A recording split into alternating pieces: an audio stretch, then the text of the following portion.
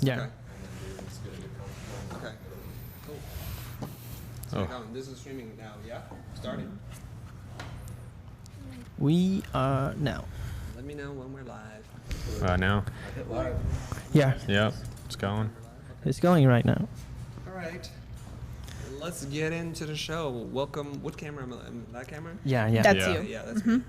I want to welcome everybody to, I guess, our returning segment of After Hours. It's Friday. We're starting this a little early today. Later than I thought, but still relatively early. And I want to introduce everybody to our ever-expanding and growing team of diverse human beings. So I'll introduce you really quickly, and then you guys can say a quick little blurb about yourself, okay? Because I don't know all your stories, okay? I'll start to my left, I guess, camera right, but my left is Jayden.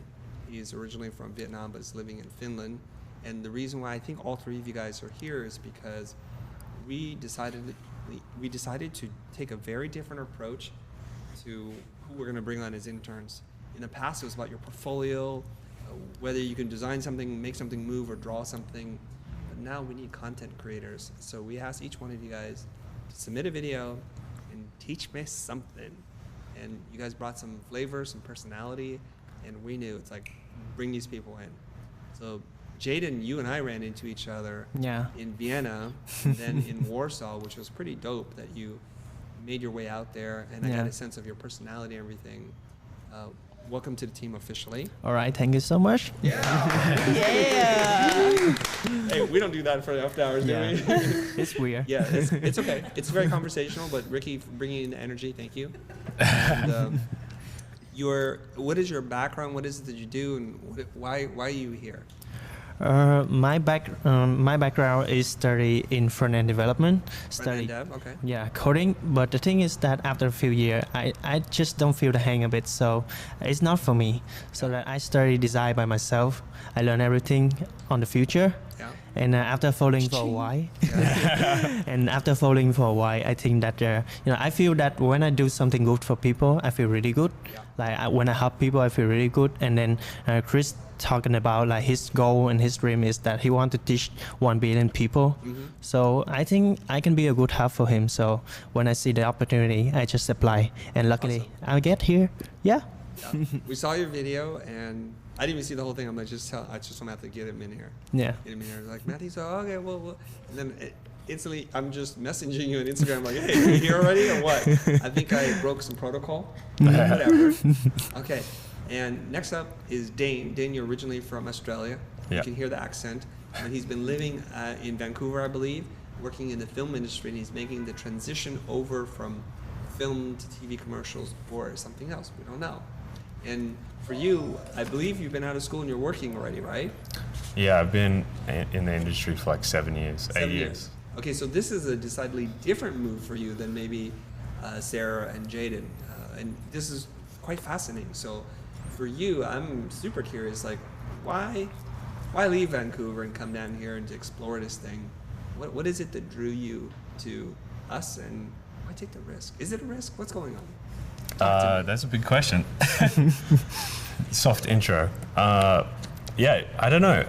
That question went through my head a lot, especially while applying and talking to Matthew, and even the application process. It was kind of a bit of a roller coaster of like, oh, I got it, unexpectedly, and then it's kind of like, okay, what am I here to do? And we were chatting over lunch about kind of honing into what feels right, and I think that just brought me here of wanting to be part of a smaller team. And like Jayden said, the things you've done for the community is awesome. So to contribute to that is really appealing as well. And I love it. And I'll spend a little bit more time talking to you two for whatever reason, less with Sara, so we'll get to that in a second, is that when I mention something, it's like you already know because you've watched the video. You're not just here because you happen to be in Santa Monica. It's like because you connect to the content, you've learned it, and you're applying it, which is fantastic, which is we're in the next wave of people who are going to be working here who've consumed a lot of the content. And that's awesome for me personally, because I think I don't have to teach you it because you already know it at this point. And that's pretty cool. But that's not to say that I won't teach you something and go much deeper, because I think that's the relationship that we have, and it's a responsibility I take very seriously. And so for you who wants to get into TV commercials, I'm going to do my best to see if I can't either help you get in there or dissuade you from even wanting to do that in the first place. And we'll get into that perhaps a little bit later. Okay, last but not least, and then we'll introduce my friend to my right here, is Sara, who was on the live stream earlier today. And first of all, you did a great job. Thank you. Yeah, so Sara taught us. Good job, Ricky. That seems more appropriate for the setting. I like it. Okay, is that Sara sent in a video and I saw just a little bit of it. I'm like, who is this? And all I can hear is a woman narrating something. So I had no idea what you looked like, but I'm like, she's funny. This is good. I like thank this. you. All right, this is good. And let's bring her in. So Sara's from Kansas City. Weird side fact. That's where my family landed in America when we first arrived here from No Vietnam. way. We lived in crazy. Kansas City for about 2 years. In probably like the poorer parts of town, right? So I do have some connection there. Like, oh, Kansas City, woo woo. Oh, okay, Here we okay. are, all right, Yeah, right? he knows. You know, I don't know anything about it because I'm like 3 years old, whatever. Yeah. But I'm here. So, what's your background? You're still in school. I'm still in school. Okay, so you're the one that's still in school. Jayden, you just finished school, Yeah. sort of. I thought you graduated in December. I will finish see, it this it's year. like that's why I say sort of. And Dane's been out of school. He's done. Yeah. He's done with school. Like he's at Gulf school. Okay. And then, what are you studying, and where are you, and why are you here? Okay, so I'm studying marketing in Kansas, and I have one more semester left. I'll be graduating a semester early from college, so 3.5 years with marketing degree, which I really like learning about business and marketing, which has been a super cool part about being here and hearing the strategy and things behind like a digital content business. Yes. And then I've been doing video production for about 4 years. I started when I was in high school. We had like a broadcast team. And I kind of fell in love with it because we had a certain time during the week when everybody in the school would watch our show. Yeah. And getting to like watch everybody watch your packages and think that they were cool was just super fun for me. Yeah. So like since then I've been super into it. And then I decided not to study it, decided to go into the business route. But then I have a production team at my school, which I kind of worked my way up in. And the last year I was like kind of managing 25 crew and producers and stuff, making videos for like clients, which were student organizations on campus and stuff. So that's kind of where I'm at. And then why I'm here, I thought it was like a super great opportunity to work for a YouTube channel that I've been watching for like 2 years at least, that I thought was super cool. And I thought it was a good opportunity to learn about like the digital space, like edutainment versus a lot of like the marketing kind of messaging I'm learning how to produce that kind of stuff. Yeah. And then the smaller team atmosphere I think was really appealing too, because I feel like I could absorb a lot of information and just like have more access to people to learn more. So yeah. That's great. Were you born and raised in Kansas City? Yes. Nice. Awesome. Okay. Well, this is the official, unofficial welcome to the team. In case you guys are missing the Chill Boys, they'll be back. They're not fired. One of them sitting next to me. But I thought it's a good opportunity because people don't really understand the scope of what we're trying to do and how the team is expanding and growing and why we need your support for a number of different reasons. They really think sometimes, I think, it's me and like in the garage with 2 people. And Ricky just told me we have 10 editors working here right now. Not all full time, but they're here. And so we're just cranking out stuff, right? Okay, so welcome everybody. So happy to see you. And I also want to give our audience an opportunity to say that at some point in your life, if you do something that's remarkable, something worth noting, you'll be on this sofa with us, right? So I want them to see themselves here. And you guys are a great cross section of people from different backgrounds and different interests.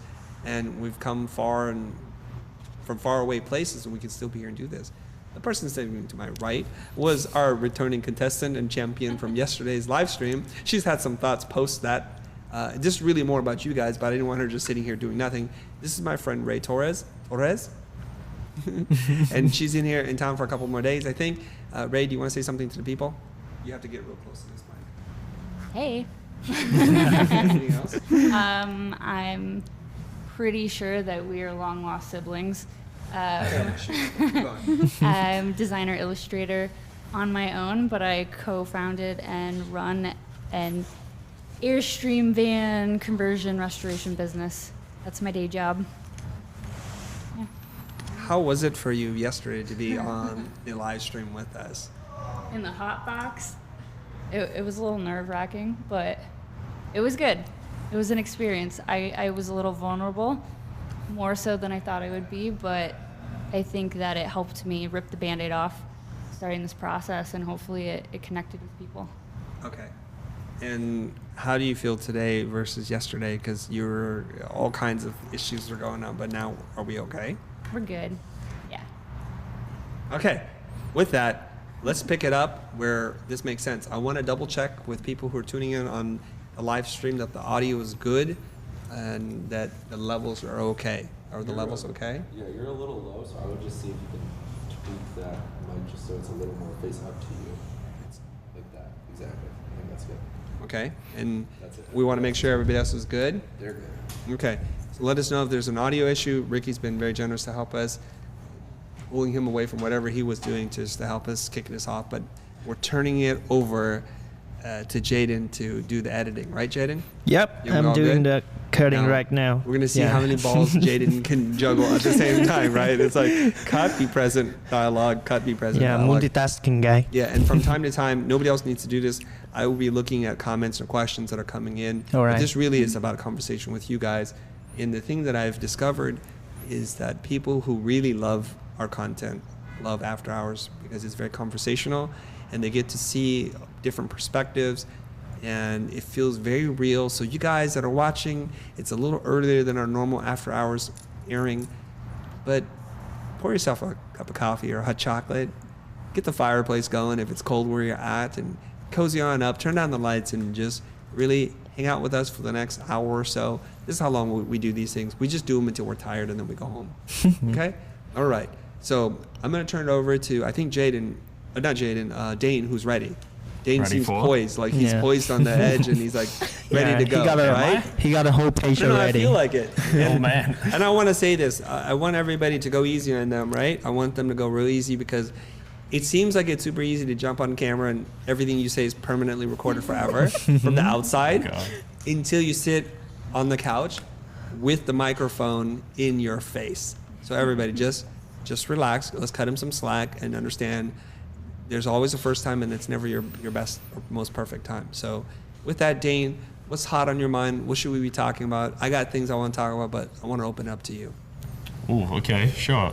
The first thing I wanted to chat about was on lunch we were talking about the whole UFC thing and how the guys started the UFC. Yeah. And they kind of ended up in a position where they were doubling down on like, okay, we just spent 10 million, it's still not working, we're going to spend another 10 million, Yep. still not working, do we keep going? Yeah. And I asked you if you had to gut check yourself.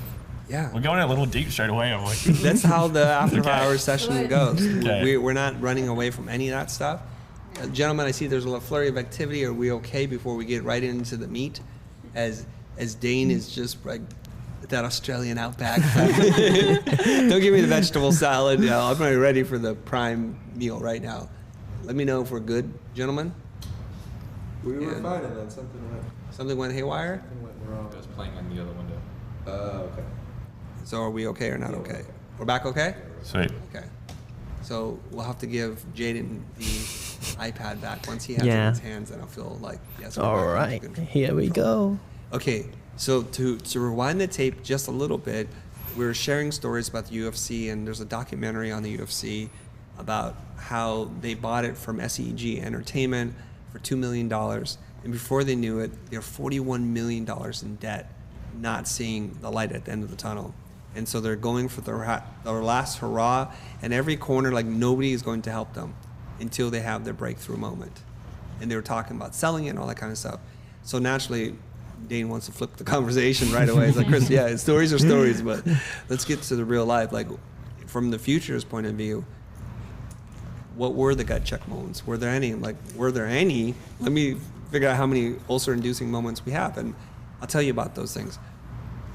There's an overlap in the history of two companies, Blind and the Future, and the space here is really paid for by Blind and the commercial client service work that we provide. Inside this building was this little incubator of a company. At first it was called The School, which is a company I ran with Jose for all the old school people. And then we transitioned into the Future. And for all these years, I've not taken $1 out of the Future's account because it's not enough to sustain itself. So when you're talking about like how many years do you stick to something when it's just costing you money to do? So at the beginning, there were issues about who's going to get paid, what do we use money for. So we're really just borrowing space, talent, and equipment from the work from our other company, Blind. And so you could say that the entire time it's been gut check time. But the true gut check time happened December of 2018. Ooh. This is when Matt, Ben, Greg, and myself were sitting in a room, we're asking ourselves, is it insane for us to stop doing client work? And this is a big moment because the finances of the future are not enough to sustain this team and this building. It's not. Smaller team, smaller space, 100%. We're not there yet. And we did the numbers because a real client was calling, a fairly large client, video game, $300,000-$400,000 kind of client, and they're asking us if we want to do the project. All the terms are very favorable for us. But when we look at what it's going to take to build up the team, to rent computers, to set up IT, render farm software, to make 1,000 calls and bring in all kinds of people to make it happen, we looked at what was the potential profit. This is an important lesson for anybody that's new to business. It's not about what you bring in, it's about what you keep after expenses, okay? Because the cost of goods sold is quite high. So we looked at it and we're like, out of $300,000 or $400,000, what can we truly profit? If we're doing it really well, maybe 80K. If we start to mismanage the project, it can go south really fast. And there have been projects before where we've paid for the pleasure of doing work. That's not a good place, no good. So we say, if we have to spend a month and a half to make $80,000, are we better off writing a course, doing some sponsored content or something else where we're actually building equity in ourselves, building out the content library and staying focused on the task at hand? So we said, goodbye. We're not gonna do it. We thanked the client and we actually even bought them cupcakes or cookies, like super premium stuff, and said, thank you for thinking about us. So it was a negative job, right? So we sent it over. We're gonna keep doing this thing. So at this point, we're making the commitment in December of 2018, no more client work. Can it be done? So far, so good. We've not taken on any new clients. We've finished servicing all our existing clients and we're done. That's it. That's what's happening right now. So can we make it to the end of the year? These are all big questions. It's always about building the runway as the plane is landing and making sure there's more runway. And the longer the runway, the better I sleep at night, but I'm okay. So far, so good, Dane. Is that the kind of answer you're looking for? Well, I was kind of wanting to know more on a personal level. Like, okay, that sounds very analytically, like you guys figured out, like this is doable, this is viable, but were you ever losing sleep over it? Were you ever up late worrying about it? Good question. I'm not a worrier. I'm a warrior. All right, great one. No, I mean, what's the point of worrying, right? So what I have in my mind is a very clear vision. I have parameters, and they're mostly parameters like it can't be shorter than this, and if it's more than that, then we're okay. We'll be okay. And usually my wife is the financial canary in the coal mine. She falls over dead. I'm like, shoot, we're going to go out of business. So she's always the one chirping like, hey, slow down on the money, or are you sure you want to do this? So here's where I sleep really well. It's because I have a backup plan on top of a backup plan, then there's one more backup plan after that. And the backup plan is this, is that I have money, and I have probably about $800,000 or $900,000 saved from working 20 plus years, which I'm fully prepared to liquidate and move into this business. So that buys me quite a bit of runway. I have a house.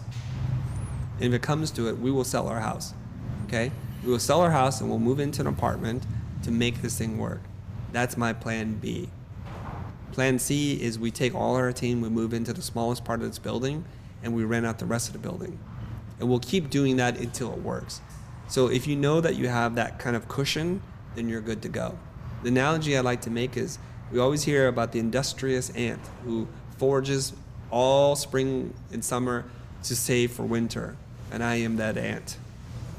Better say that correctly, enunciate. I am that ant, right? I've been storing and saving not knowing in the future what was going to happen, so that when things like this happen, I'm prepared and I have options. That's what I have. So I sleep fine. I sleep like a baby every single night. Has there ever been a point where that wasn't the case? Like, surely there was a time where you didn't have. You're just digging for the dirt. Well, Everybody wants that. I feel like a lot of people have moments where they're like, tell me where you suck. What? No, Dane's basically tell me where you suck, and you're like popping zits and all that. It's like because you're worried. What do you mean? Like when you were younger and less stable, like not everyone has 5 backup plans. Or are you just a robot? Yeah, or that. Okay, have you ever made a decision Yes. or faced a decision? Yes. Okay. And just been wrought with, not even wrought, but just tiptoeing on, like, I don't know what's the best for me. This is the immigrant in me, and Jayden may connect with this concept. When my parents came to this country, we lost everything. We had to start over. So we've grown up with not a lot. And the immigrant mentality is usually work really hard, be super conservative with your finances, don't, by any stretch of the imagination, outspend your resources. Like, don't go crazy, right? Don't do that, and save, be prudent. And that conservative kind of fiscal responsibility has been instilled in me from the beginning. So in 1995, when I started the company, we made some money. I didn't go crazy. I didn't go buy expensive cars. The first car I bought with my own money was a Honda Civic hatchback. No options. Like, I barely got air conditioning in that thing with like the cloth interior, you know? No rims, no nothing. That was the very first car I bought for myself, when I could have paid for more, but that's just being really prudent with money. And when we started getting work, luckily, for whatever reason, I had the gumption, the confidence to just ask for a lot of money.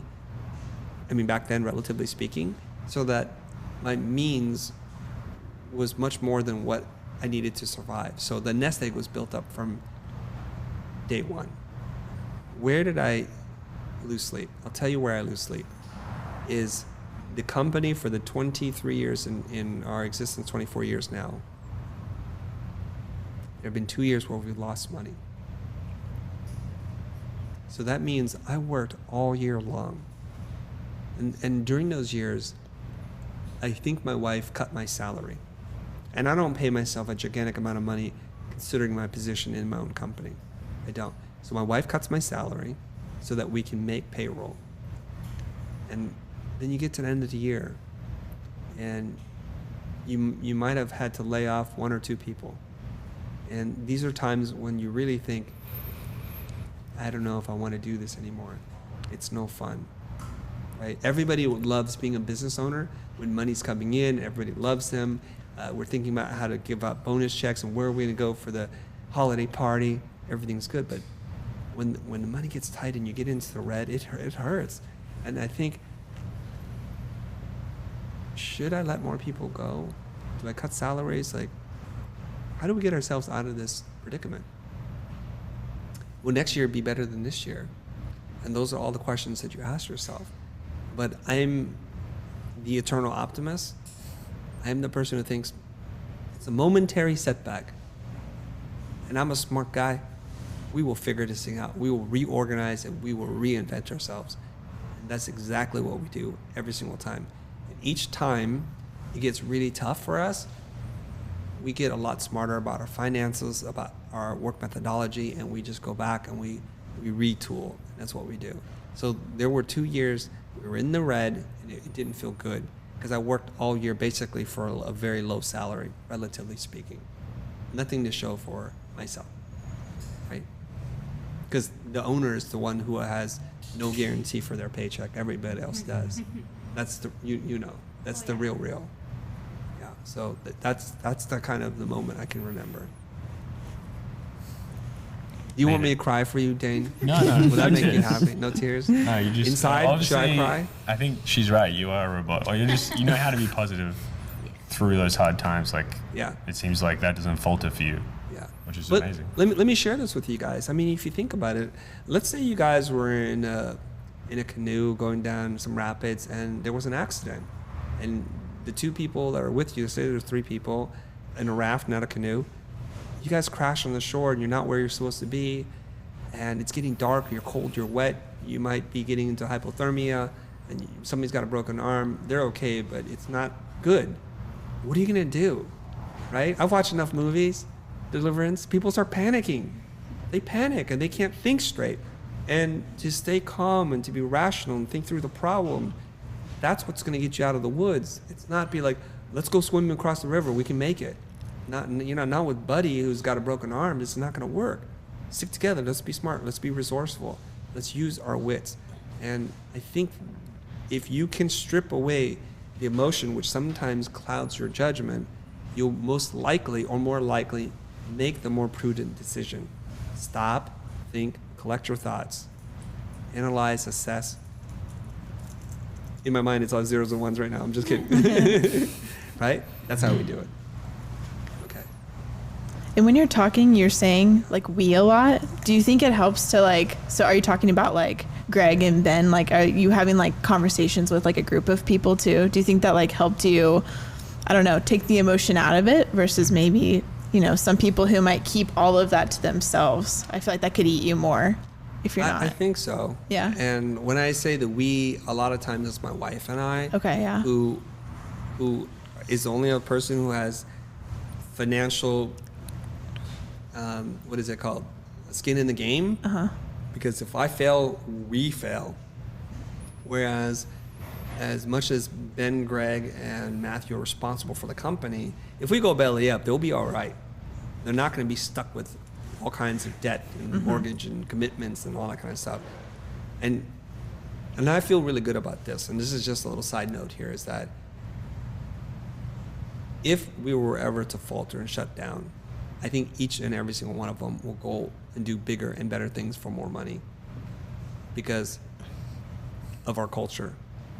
How we try to turn this not just a place where you work, but you learn. You learn skills that are way beyond what it says on your title. So I think that's the we. But it is nice to be able to sit around and talk about things you're thinking about to make sure you're not going down some deep, dark, delusional path. And for me, for many, many years, that was my business consultant, advisor, Keir McLaren, who had to come in like, hey, Keir, am I crazy? Should I fire this person? He's like, yes, sometimes. And sometimes like, no, we should have fired him yesterday and you should have listened to me and let's fire him now. So that's takes away a lot of the loneliness of entrepreneurship. And for me, one of the reasons why we have this amazing pro community is because I wanted to create a safe place for entrepreneurs just like myself who might not have the money, the wherewithal, like just need to talk to another human being just to provide a sounding board or a check on whether or not I'm being smart or not.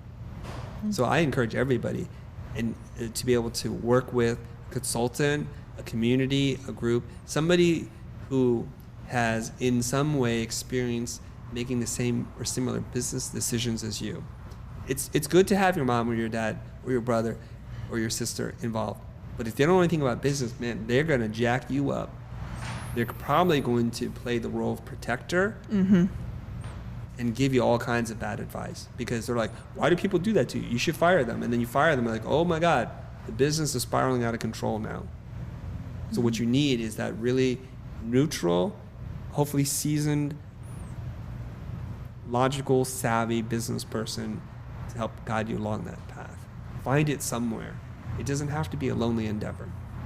So, do you recommend building a business with your family or your friends? Because I used to open a small business for myself and with my friends, and in the end it's on collapse and I lose all the money, like 10,000 at that time when I was just a student. And right now I still have the thinking to do it again, but I'm not sure. Like, do you recommend doing it, or what are the risks that I'm gonna deal with? What in your opinion? Yeah. I saw a video. I think I saw this too. Yeah, you guys both have seen the videos. Yeah. Well, I don't want to say the exact same thing. So I think when I say it's nice to share your pain and your burden with somebody, ideally if it's not your life partner, your wife, your husband, or somebody like that, then it gets a little bit tricky. Business relationships, they come and go. and people do get sometimes, and I'm going to include myself in there, we get a little bit self-centered and we think of what we're doing and what the other person's not doing.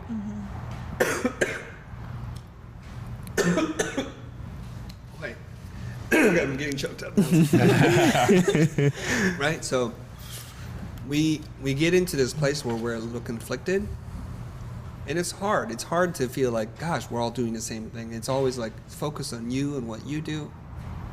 I know that shortcoming of myself in the way that I'm very stubborn and I want to do things my way, and I'm willing to pay whatever price there is for failure. And that's a heavy burden to impose on somebody else that they may not be ready for. So one thing I would ask you to do is to measure both your risk tolerance, get those in alignment, and to also measure your commitment. Like, if this goes south, how much more of this can you take? What is your resolve on getting this thing done? And if it's not the same, I would caution you about going into a legal or financial partnership with anybody. It can be very, very tough. Yeah, I think it's the thing about business is that you have to be really clear about everything. So if you are hiding something, then it's gonna turn really bad, and that's what happened to me at that time. Yeah. Yes, 100%. But to be very clear and to be very honest also means that then you have to have a high degree of self-awareness, which I could be totally honest and clear, but if I'm not sure what it is I'm thinking and it's unresolved, like these emotions I'm feeling, I might not say it. And we also have to factor in that we're humans, and human beings, we want to be liked, we want to be appreciated, we don't want to seem like an idiot or we're lazy. And so there are things that you're going to self-edit on a subconscious level. So it's really hard to get to that. I mean, I'm going to ask you guys this right now. Not 100% rhetorically. I'm going to ask you, how well do you think you know yourself? Right? You're the youngest person here, right? So you're like, well, I don't know. So then let's get two of you in a room. And what percentage would you give yourself, Sara? Of how much I know myself? Yeah. Like 35. Okay. I'm working on it. And you're a really smart lady too, you know? Yeah, and I think your self-awareness is pretty high. So thank you. Right? Yeah, but I definitely, Yeah. There's a lot of room to grow, so that totally makes sense if I partner with somebody else. Even if we're being honest, like you said, who knows? Who knows? Let's say that your total self-awareness is like 40, okay? And your subconscious is going to bury some of that, so you're not going to communicate all 40%. Let's say you do 30% now. So the other person in their heart endeavors to do the same. So now basically you got 60% for two people, and all kinds of weird stuff is going to pop out. Yeah. And here's the thing that I'm going to suggest that you guys do. If you're thinking about partnering up with somebody, first of all, don't. But if you really do, if you really, really do, try to answer this question. How does this business fail? And then how do we respond to it when those things happen? Okay, so how does this business fail? We don't get clients for 6 months. We are now in debt. Okay, that's horrible. How do we respond? Well, I'll sell this. I'll do without this. I'll move back in with my parents. And you keep looking at how it fails, and at each turn, if you come up with a good answer, maybe you got a shot at doing this together. But most people think about, how does this business succeed? It's going to be fantastic when we trip over piles of money and you've got your Lambo and I've got my matching Lambo and it's all great, right? We think about that because it's good. We're like super optimistic. We envision the future. We're very excited.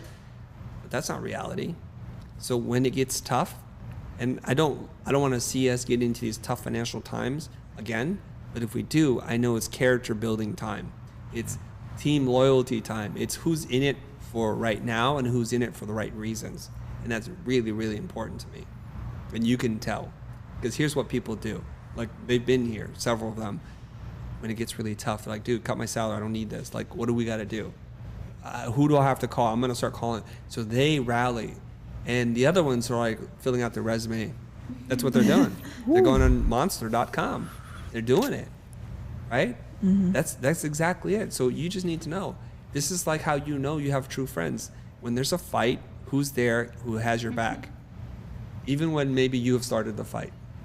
They're not going to be like the moral police and say, well, Dane, you offended that person, so I'm going to step out of this one. You know what I mean? They're there no matter what. That once the fight begins, they're there for you. And then you can see who your true friends are. That's how you know. So in the same way, you know who's there for the right reason. Again, caution you guys about going down that path, about partnering. You can barely control yourself. You barely know yourself. Just work on you first. That's make me think of one thing is that you were talking about setting your goals, and you have to saying it publicly so that people know about it. Yes. If they align with you, they would try to help you, and if they don't think that it's possible, they're gonna stay away from you. Yeah.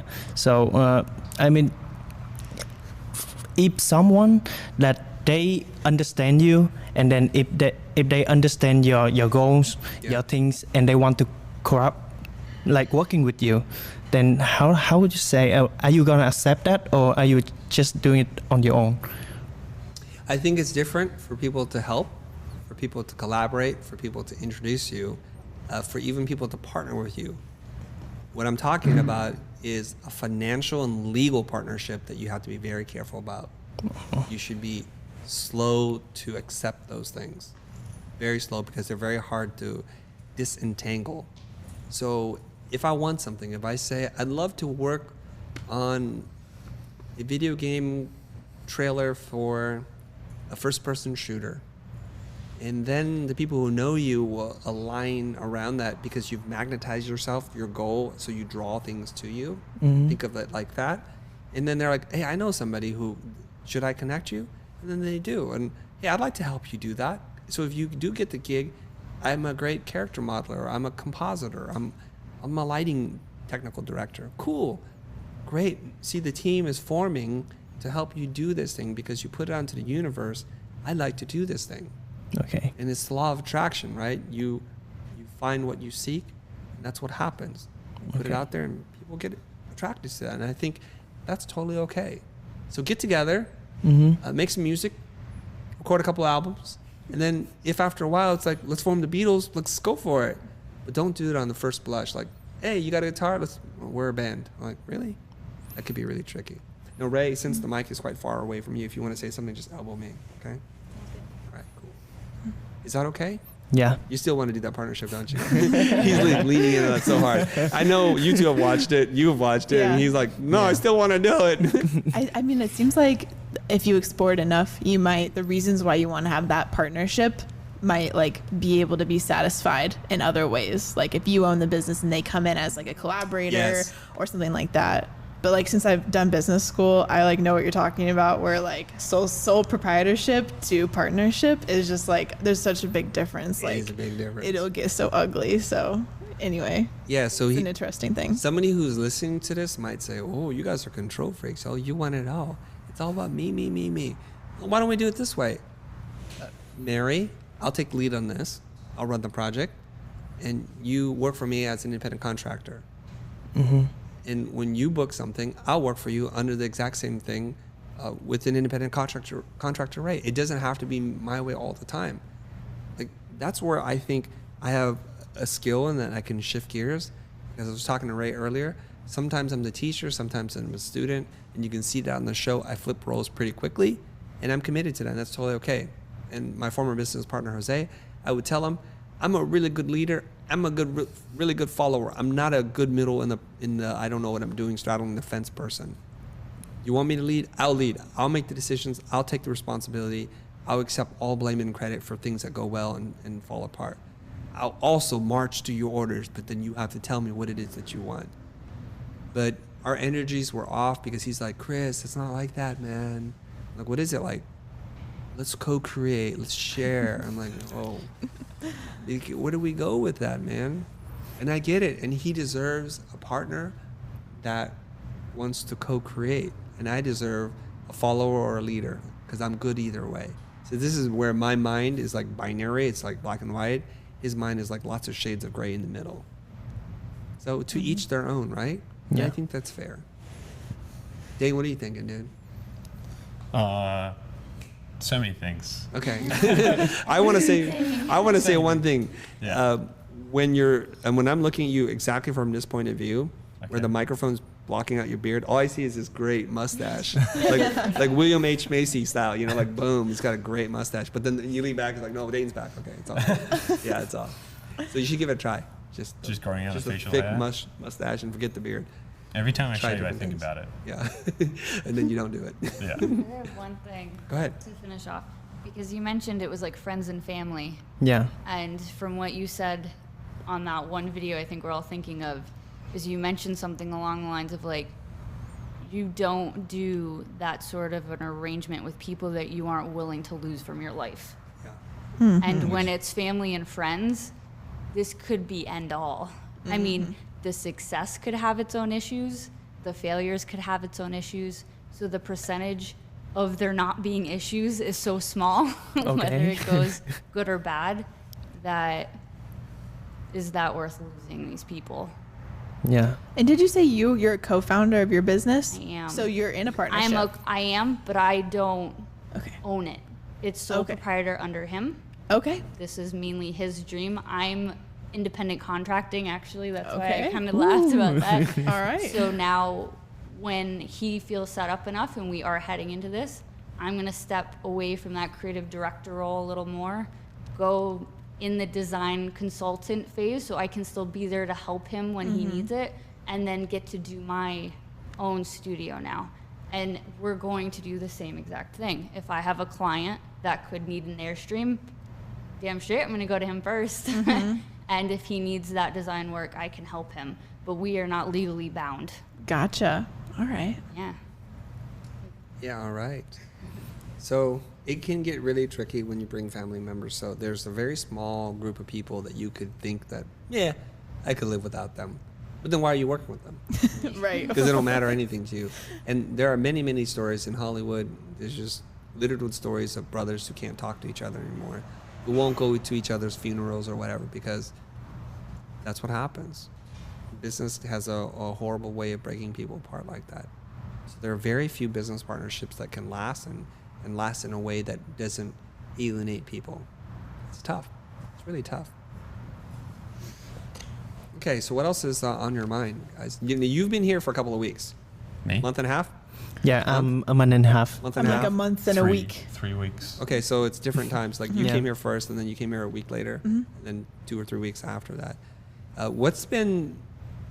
Let's take it like this. What is something that you thought that you would see and experience here, and was true? And what's one thing that you're like, that's not anywhere near what I thought? So this is about anticipation and reality. Okay, so give me one thing, like boom, that's exactly what I thought, and this is something else. Anybody can go in any order. Whoever's most ready to do that. Okay, I got it. Okay. So one thing that I was anticipating that did come true was the feeling of being in a small team, and just how different that is than what I'm used to being in teams of 200 to 600 people. It's like very intimate, and everyone's kind of, yeah, it really feels like collaboration in a really genuine sense, which I love. So straight away I was like, okay, this is awesome. This is exactly what I was after. And then one thing that I was expecting that didn't come true, I really didn't understand how much you guys had kind of scaled off on blind. So when I came here, I was kind of like, oh, it's going to be amazing to see, you know, the way these guys run commercials, run production. Whoops. Yeah, and then I get here, and then it's like, there's just some empty desk where that used to be. I was like, oh, shit. But, yeah, it's, you know, you guys have tons of knowledge anyway, so I'm sure I'll be able to pick up on that or dig for that. Yeah, so that's kind of an interesting plot twist there, right? Because we say it in our episodes and you can see it, but it's not like we're blasting it at 1,000%. And then people are like, well, why is the blind side so up? Well, keep my options open, see what happens. For the right kind of client, we'll do it.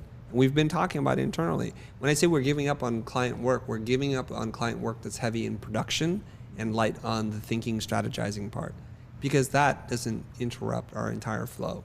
So if we do brand strategy, if we're doing some identity design, we'll probably do that. But when it gets into like produce a 60-second TV commercial with CG photoreal actors and green screen, that's a big beast to take down. You know, it really is. And you guys can see that in the Building a Brand series.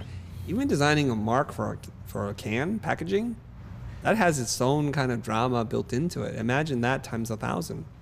And that's kind of what you get into when you do commercial work. So here's the interesting thing.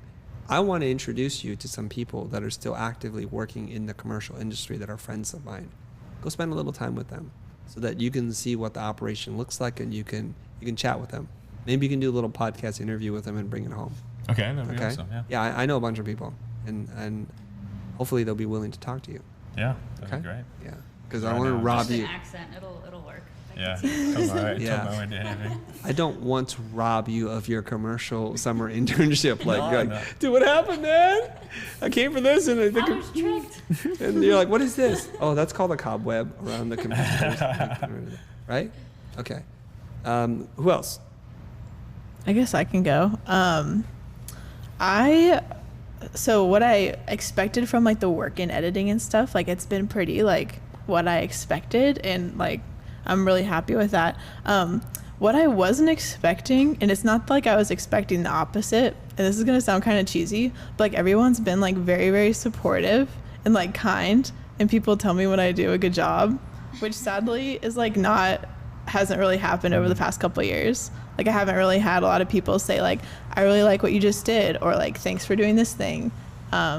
So it's been like really like confidence building being here, even only after like a couple weeks. And I think that really speaks to like the people that you're working with and like what impact that can make. Good job. So Yeah. So, I'm big on that, so good job. well, I was gonna make a joke. I was gonna say we haven't worked with me yet, so we'll see how it is. Confidence, you know, Matthew, Ben, building, and then like Chris. Yeah. No, I'm glad to hear that that's been your experience. I'm just curious. Have you been to LA before? I have been to LA before. I came here for vacation last summer, and I just did like the Hollywood Boulevard and that Right, kind you of did the thing. tourist and then, thing. like, and then beach, you know, because Kansas, like our beaches, are like lakes. Yeah. And like dirty rivers and stuff. So go and lay on the New beach. York, Vermont, I So totally you know what I'm understand saying it. here. Yeah. They're like man-made bodies of water that just to put your boat on. Anyway, that's really all we did though. So. Right. But did you have an impression of what LA was like from that one trip? Just a little bit. I felt like I've been to New York, and like I definitely got that sense of like hustle bustle. Yeah. Everyone's kind of doing stuff, and I got a similar vibe here, like not as intense. It's Yeah. like a weird vibe between like really chill, but also like everyone's working on projects and getting stuff done. I call it New York City meets island time. Yeah, dude, that's like totally accurate. That's how I feel it is. So It's intense chill. That's why I wanted to come here.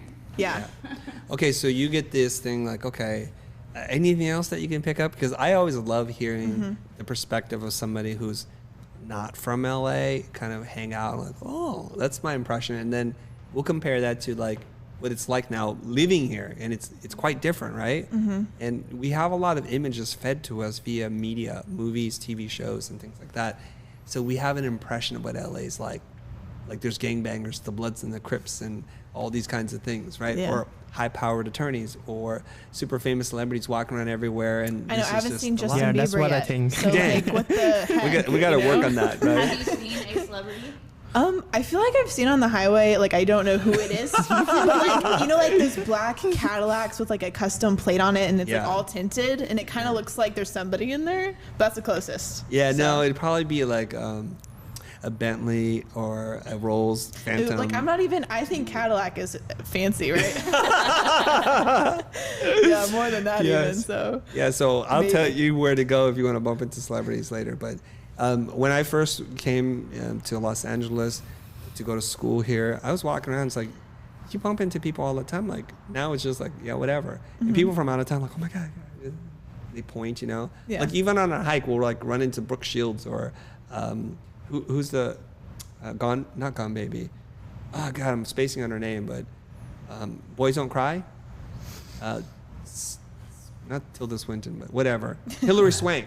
oh, You know, you okay. run into her, or then because you also have a lot of Hollywood people going to the schools around here, and so there's a good chance, like Courtney Cox was downstairs waiting for a kid. I'm like, no. And then I was behind Quentin Tarantino on the escalator at what is it, the Virgin Megastore. I'm just like, oh, I think that's Quentin. Way before he was like doing all these incredible films, but it's just a thing. Okay, so I asked you that question because did you have an impression in your mind that LA design firms, LA YouTube creators are going to be like, dude, there's going to be an attitude and an edge?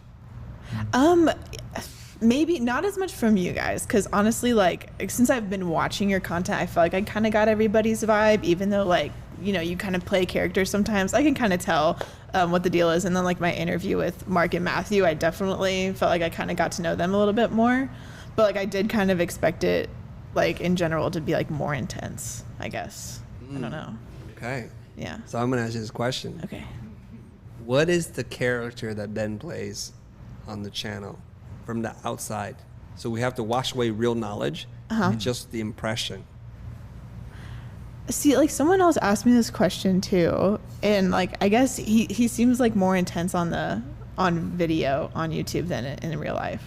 But honestly, I haven't gotten to interact with him a ton, just in general. So, I don't know if you guys have. Do you guys have your shorthand of the characters you see on the show?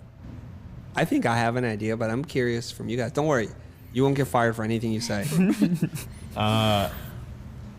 I mean, it feels like you guys all align with the way you present yourselves, or maybe. But what is that? Like, what is Ben? Who is Ben Burns on the show for you? He definitely seems like the nicest one. He's the nicest one, in my opinion. Yeah. I don't know. Maybe. To me, he seems nice, and he's very considerate with the way he gives feedback. Like, I think at least the way you present yourself on the show, you're okay to, like, cut people down a little bit or be to the point. I think Ben's a little softer than that, and the way he kind of gives feedback. You just want to know about Ben or just everyone? No, about the characters. There's basically three main characters: Matthew, Ben, and myself. What? Right? Yeah. Greg's making more of an appearance, but he's like a leprechaun. You barely see him. Yeah, I true. feel like Matthew is the way he presents himself is exactly how he is in real life. Put that in words. Okay, what is that? he's kind of oh man. If I was to put you guys in, like, a team of assassins, like, Matthew's the sniper. He's like the tech guy. Ben would be the liaison, and you'd be the demolitions guy or something like that. You just show him. I don't even understand that, but it's fascinating. I'm trying to, like, envision You that. play Team Fortress, man? Come on. No, I don't. Okay, Sarah, you seem to have an opinion about this now. What are the characters? This is so hard because, like, now I'm trying to, like, think about it more, and I feel like you guys are all just, like, maybe it's, like, not intense is not the right word, just, like, it energized, like, elevated version of yourselves, but it still seems like it's in real life. Then it's still authentic, but it's just, like, more animated. The dial is turned up during the characters, but it's not like a different character. I don't know. More range, like, in real life, there's more range to everyone, obviously. Yeah. And then, I see what you mean. Like, some people, I think, would think you're just the jerk. I am the jerk, and I'm okay with being the jerk. But I'll give you the more nuanced, detailed, and analytical robot version of what you guys just said. But Ray or Jayden, is there anything else you want to add to that? I think I'm good. Yeah. Okay. He's like, you're like, no, it's fine. I like job security. I like peace in the workplace. I like that. Okay. So here's who Ben is on the show. He's hyper relatable. He talks about being a dad.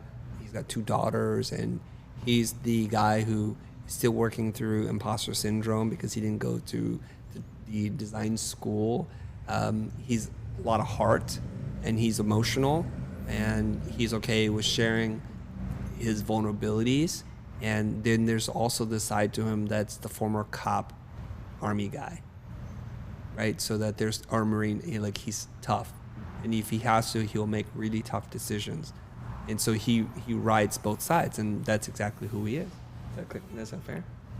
Matthew is, like, for what a lot of people see him for, which is like this super zen design creative director, where he's cool as a cucumber, very soft-spoken, mostly encouraging, but if you push him too far, he might just give you a little bit back.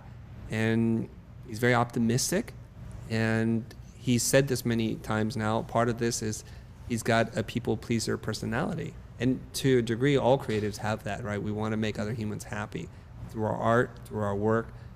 That's what we do. And then for a lot of people who don't know, Greg is this very affable, carefree kind of guy. And he's very witty, and he doesn't take anything too seriously. And he has a good sense of humor, and he's very nonchalant. Like, oh, whatever. Okay, let's do this. And that's his vibe. Now, for me, I'm Self-analyze. well, we know, because awareness, right? Self-awareness is really important. Is that, and you guys can correct me with whatever version you think I am, is I'm very direct. I try to be very precise and intentional. Sometimes I show a lack of patience. So when people aren't bringing their A game or are beating around the bush, or what I would consider wasting my time or rambling on, you'll see me cut them off at the knees, because my tolerance for that is just getting weaker and weaker, because you get older and you stop caring. You know, you're like, whatever, just get to it. Or what's this? You're missing a point. That's what you need to get to right now, because you're losing me right now, John.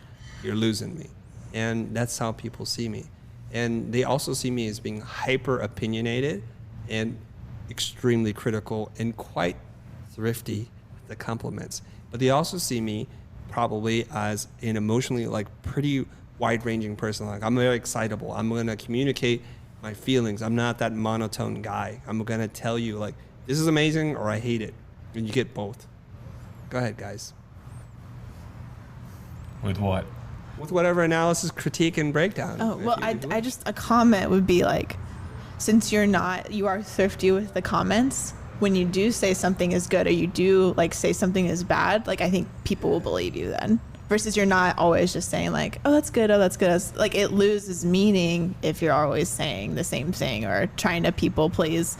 So I feel like people probably really respect your opinion, or if you say something's good, then they can believe it.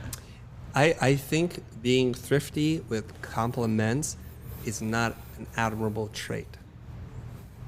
It is something I'm working on. Okay. Now, when we had a bunch of young designers here before, when we're doing all this client service work, most of them came here through first being a student of mine, an intern, and then either freelancing or staff, right? So there's an expectation of who I am.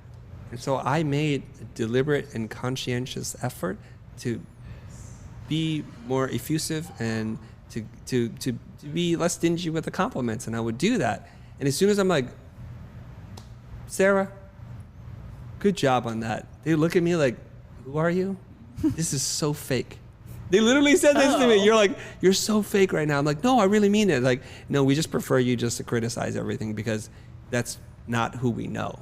This seems foreign to us. I'm like, let me work on my public image here a little bit. I need to call my PR person. You know what I mean? Because if that's what people come to expect, it's like, that's not necessarily an image I want, right? So I'm working on that because I want to be not a manager. I want to be a good leader, and a good leader will motivate using all the tools, not just the stick.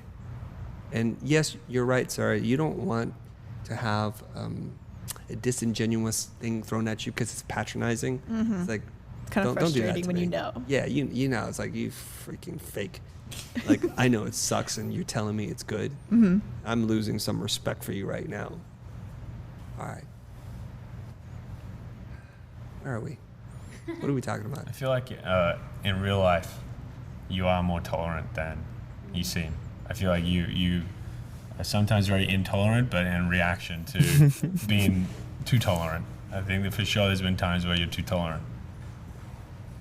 The entertainment gets turned off though. Right, so when you're on camera, and you're digging a bit for the entertainment value and because you want your audience to get value out of what you're doing. Whereas when we have a conversation off camera, it's much more laid back and a little more easygoing. Even though you're still digging, you're just shifting the way that you're doing it a bit.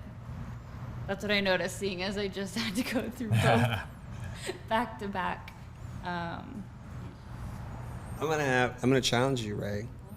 The challenge is, speaking of, am I different because I'm different because the camera's not around, or do you think I'm different because you're different and you're more comfortable? I think that you know what you're doing enough to know when to play the game right. So I do think there is definitely control there when you're on camera. But since everything has cause and effect, that does change how I reacted. So there's a bit of both. I mean, but I know you know what you're doing. Way to straddle the fence on that one, right? Sorry. Jeez. Well, so here's the thing. Okay, so I'll just reveal some darkness in my mind right now. Okay, we'll just go there. I feel like when I'm having a conversation with somebody, I already know the fifth and the sixth thing that we're going to say. I'm just waiting for you to say the second thing so we can get to number 3 and 4 and 5 and 6. So what happens on camera is people are like, whoa, I don't want to be exposed and I don't want to seem like I'm needy or I'm weak or I'm greedy or whatever the word is that you want to hide from the world. So what happens? I ask you a question and you hide. And you hide. And you hide. And what's happening in my mind and the temperature gauge is going up and up and up because I know what the answer is. I think most people watching know the answer, I think, if you're observant. The only person who pretends that they don't know the answer is you. And so the intensity is going to get ratcheted up. This is what they say, like in the reason why couples argue the way they argue is because one person is not responding to the other person. Hey, did you pick up your socks? Did you pick up your socks? Did you mother freaking pick up your socks or not? I'm tired of that. It's like, whoa, geez, yes, I did pick up my socks already. Well, because you didn't give them any response. There's no feedback. The communication loop is open. So this is what is happening. This is the darkness in my mind. So it's going up, right? So it's going to get real intense because I'm thinking on behalf of everybody watching, you're wasting all of our time. We do not have time for fakeness. We do not have time for facades. And this is not what I want on the show. So I'm going to dig. And this is where the tension comes in. And sometimes we get the breakthrough. And it's a breakthrough because we're going to release the tension. And we're going to see something. We're going to admit something that we were afraid to admit. So getting back to maybe us or somebody else, when the cameras are off and it's just you and me, I don't have to worry about being somebody to somebody else. And I feel comfortable enough and I trust you. So I will tell you whatever it is. So I asked the question number 1, you do 2, 3, 4, 5, and it's a beautiful, harmonious dance, and we can cover a lot of ground, and it's awesome. But I think it's because we're holding on to an attached idea of our ego and who we are, who we want the world to see us as, and it's not pretty. What is pretty is vulnerability, self-awareness, and just trusting. Like you can't dance that way, and that's my theory. Ray, back to you. Which proves that you're controlling the situation. But I get why. Anything. What are you talking about? Go ahead. Make your case for the judge and jury. I know that when you're starting the conversations, and especially in the booth, there's that hype mode. It's the entertainment. You need to get the hype up. The way you write the titles, the way you want to pull the crowd in. And if the person gives way to it and opens up, then that conversation can be an easier one. It can be amazing. It can be. But you're like just a really good DJ of people. DJ of people. Because if they're not giving you what they want, or like that answer, you know where to press and pull and manipulate it so that they say what they know they should be saying. Would you describe me as manipulative? Yeah, slightly. Okay. You can say it. It's fine. It sounds negative. I feel like manipulation is seen as a very negative thing, but when you're the director of what's going on, if you don't know how to manipulate the situation and somebody comes in and they don't have that ability to do what they need to do, it's kind of helpful to have that manipulator there to guide you. Let me ask you this question. Manipulation is not a good word.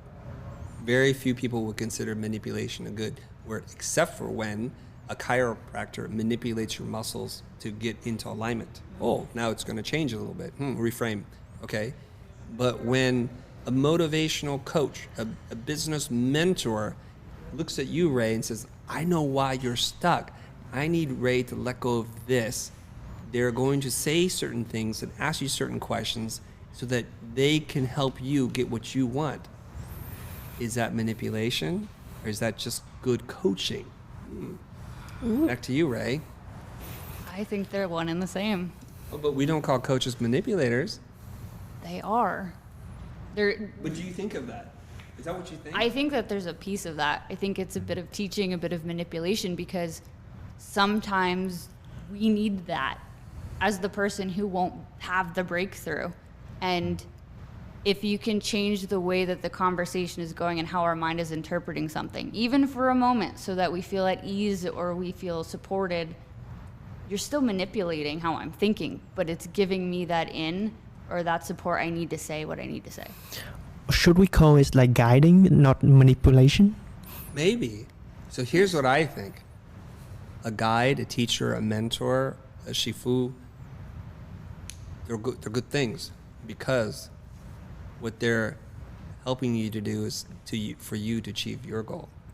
Whereas the same guide, teacher, mentor, and shifu is manipulating because they're getting you to achieve their goal. Mm-hmm. So that's the key difference. That's the only difference. So if we strip away the word, the adjective, the verb, whatever it is, it's really a psychologist, a psychotherapist, a coach, a tennis teacher, a jiu-jitsu coach. They're all there to help you achieve your goal, which is to advance and grow and to break down barriers. We don't consider that manipulation. So the act is the same. The act is the same. Is different. The result is the same. The intention is different, right? We want you to change behavior from my end or your end. That's the key. So, all right. So now I'm going to ask you again. Do you think I'm a manipulator? No. I mean, because you don't do it for yourself. You're doing it for everybody else. So there you go. The intention is different. Yes, I win. Yay. Yay. Okay. I like that. I like that a lot. I like the fact that I won, but I like the fact that you and I and us, we can have a conversation. We can start in very different places and land exactly where I want you. No, I'm just kidding. And we can land on a place where we're like relatively intelligent people can say, yeah, that was good. And that's difficult for a lot of people because they're so stuck on being consistent with themselves or to be argumentative for the sake of it, right? Yeah. And that's why I find it so interesting that people interpret things differently, and that relativity of like where you come from, what you've experienced. Like that word to me meant something based on my experience and my understanding of it. And if we're open to having those dialogues and the communication around it and to see each other's perspectives, I mean, you can transform that in a matter of minutes. So. I think so. Mm-hmm. I think so. So see, here's the thing. You ever get a massage and you're like, you got some neck? You haven't?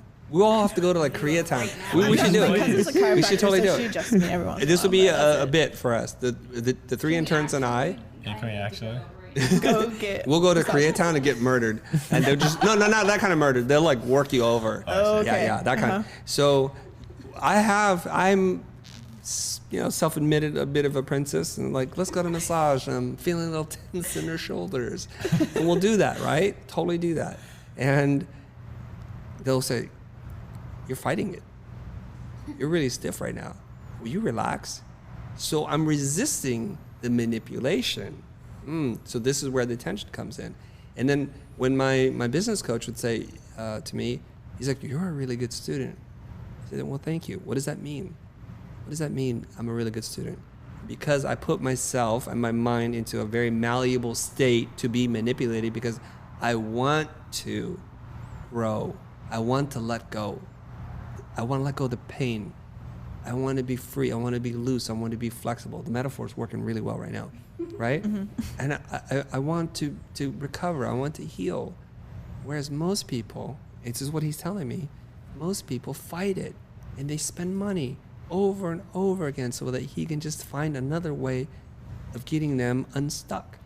And I think to him, and I'm saying to him like a robot, that doesn't compute. Why would anybody do that? Why would people pay you good money to then argue with you and tell you it doesn't work? It doesn't make sense. But that's what people do. Right? And if you want to be a good student, therefore, you have to open up yourself to say, I want to learn. I know this is uncomfortable. I know this is counterintuitive. This goes against everything I know today. And that is a good sign because I'm not trying to do the same things I'm doing today. Right? Okay, so Jayden, did you share your story about what you thought and what happened? Not yet? No, Are you busy nothing. cutting? Yeah. Okay. The thing is that I also have a opinion about this. Like before I come in, I thought that I would be able to work with you and talk with you more. But I think that's because of the time that I came here and you were busy going abroad for like some of the events. So I didn't get that a lot. But for now, like recently, you have been in the office more frequent. So I think that I'm going to learn a lot of things more. And another expectation that I had is that because back in Finland, everything is so slow, even when you're at work. And then, but in here, like every week, we are changing something. We have something new. We have followed new rules. And that is really eye-opening for me. Yeah, I would say so. Oh, okay, perfect. Great. Those are two great bits to bring in. Yeah, I think my travel schedule it's making it harder for me, and I also work a lot from home. People know this. I do work from home. I even publish my schedule. Like Mondays is for writing, Tuesdays is for reading, and only schedule for me things on Thursday and Friday, right? And that's how I want to work because I can get more stuff done. That also means, sadly, I don't get to spend more time with you and the rest of the team, and I'm trying to find that balance because every time I come here, I would say my productivity goes way, way down. I get very little done, but my human social interaction goes way, way, way up. So this is the trade-off. Do I want to get stuff done? Matthew's talking about these 60-minute focus sprints, these 90-minute focus sprints. Guess what we're all doing now? It's all heads down. Where's the dialogue? Where's the camaraderie? Where's the teamwork? So that's the trade-off, and we have to find a balance. I'm still working through that. Yeah. Okay? But I definitely, for the three of you specifically, because you have all given up something to be here. And I appreciate that. I acknowledge it and I respect it. And I want to make sure, as with my scale of value, I want to be on the opposite side of that scale where I'm giving you way more than you're giving me. That whatever you gave up, you'll never sit there and like, what the heck did I do that for? That was stupid. Like, I'm not seeing my friends. I'm not seeing my dog or whoever it is that you're not seeing, the things that you're not doing. I want to help you. So when you guys get clear with me what you want, I would do my best to try to give that to you in the time that we have together. Cool. Thank you. Can I take the conversation another way? 1000% yes. Cool. Please. Okay. So this is like a self-awareness thing. And I would first like to ask you a question and then I'll ask another one. But would you say that you're a rule follower? Help me with some context, because I think I know what that means, but what does that mean to you? We can go into why I'm asking is because I feel like I am a rule follower, and it's just from any aspect, anything that could be seen as authority, I want to make sure I do that, and I'm afraid of getting in trouble, and just doing anything kind of outside of anything kind of risky that maybe someone would be mad at me for doing, just overthinking and overanalyzing situations to just kind of that analysis paralysis thing. And I'm trying to kind of stop thinking that way. So I kind of wanted to know if you've ever had issues with that, overthinking things, and then what your advice would be for me. Because I feel I'm just such a goody-goody, I can't just get out of that. If that's the comparison. I really, yeah. I think the answer is no, but I don't know. You don't see me as a goody-goody? Definitely has been. That's my wife's nickname for me. You kidding me? You goody-goody. Well, literally, it is. I'm not making that up. Okay. You don't swear, you don't drink, you don't do those things. Yeah, so that way out of I don't lie, I don't that. cheat, Yeah. I don't do drugs, I don't steal, When it I comes try to be what honorable. You know the rules to break the rules, I feel Okay, we'll get into this. This is an excellent question. This is a question I've not had to answer before. Oh, really? Yeah.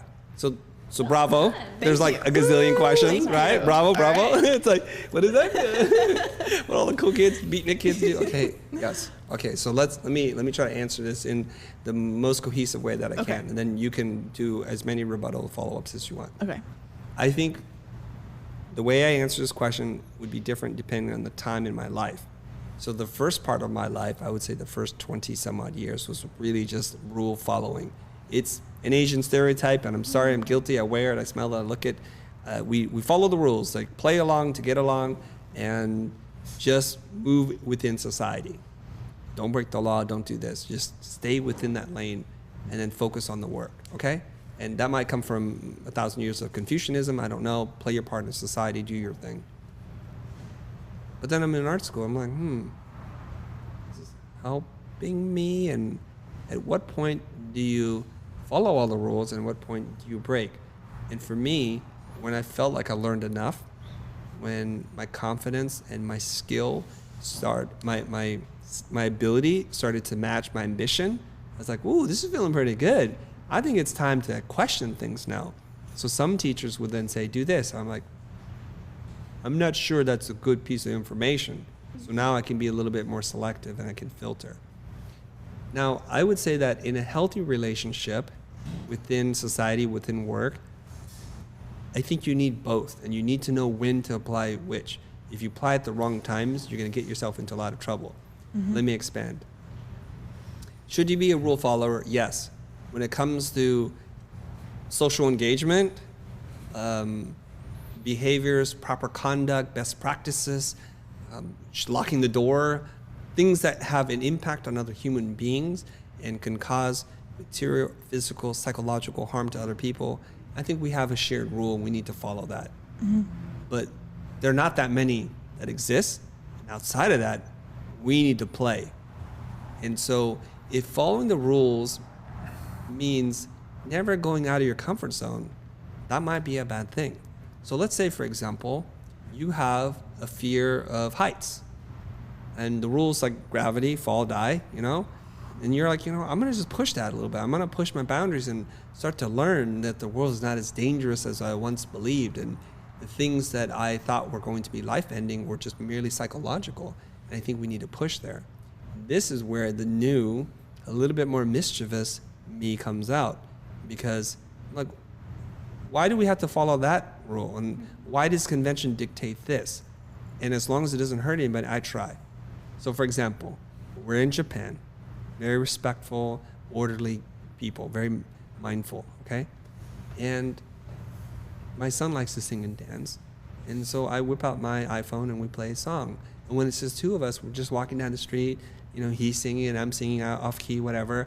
As soon as people come by, he's like, just regular dude again. But we're having so much fun.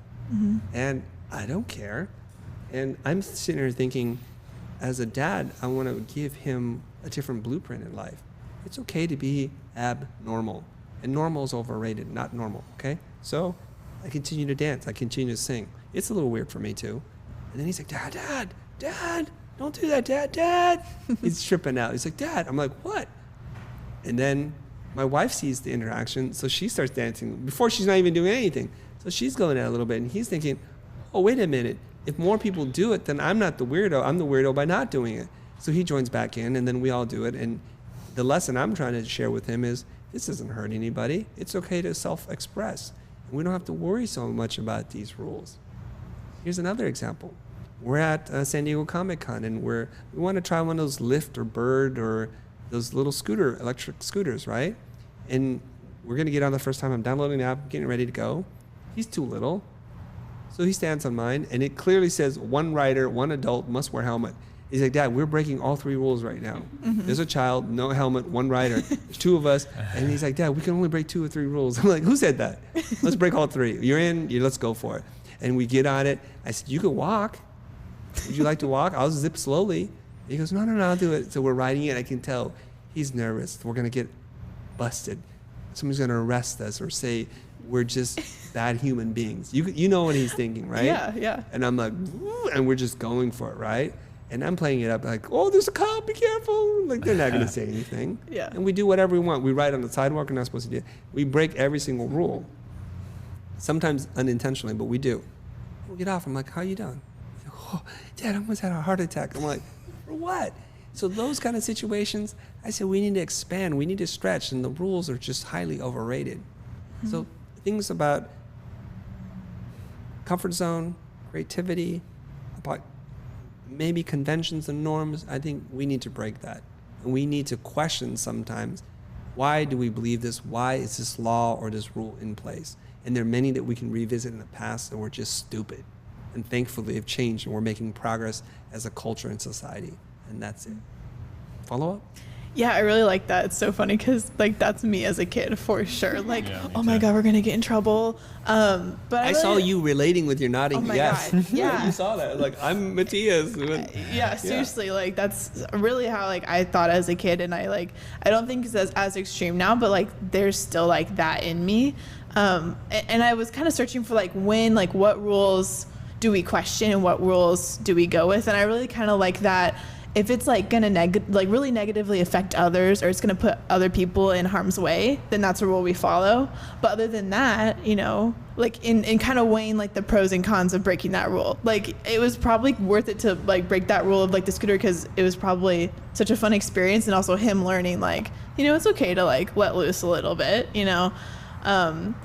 So I think that'll help me kind of compartmentalize like different rules and like whether to question that, you know, and like be able to think, is it worth it to break this though? Probably. Yes. In some rules we could say, what is the consequence of you breaking the rule?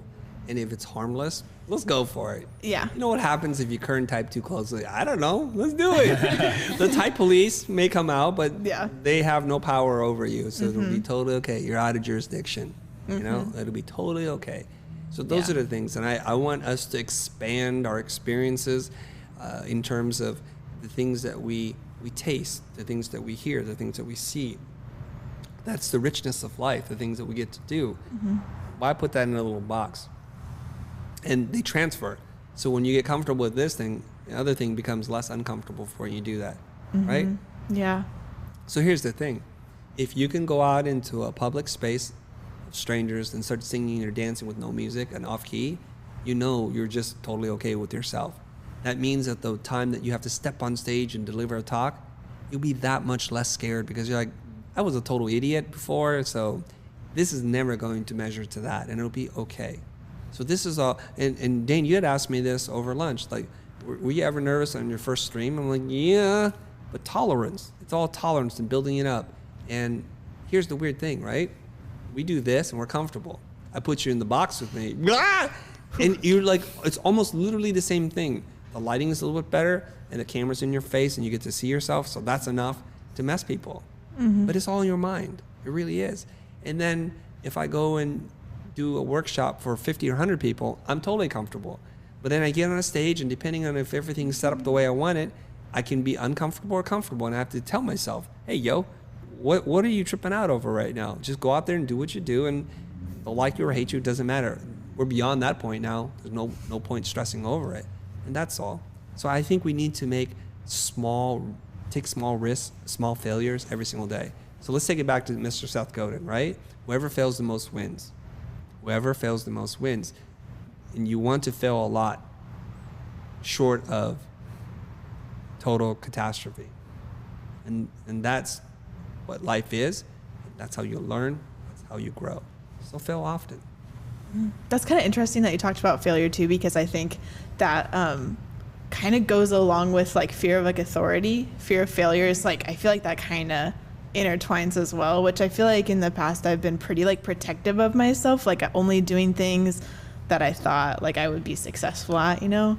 And I'm still like working on it. Like even making this video, like it wasn't a big cost, but like I spent like 3 days like writing it, preparing it and stuff to send in this application. And like, it's just been a lesson of like that paying off, you know, just like, yeah. And I think it's kind of full circle too, because I think like the first day that I met you, you said something to me and Jayden about like, would you guys like go like lay in the middle of the street or something like that for a video? And I think I said like, I'm here to expand my like comfort zone or something like that. So yeah. Yes, you gave me a smart intern answer, which I wasn't sure was true or not. You're like, I'm here to do what my boss says, but oh heck no, right?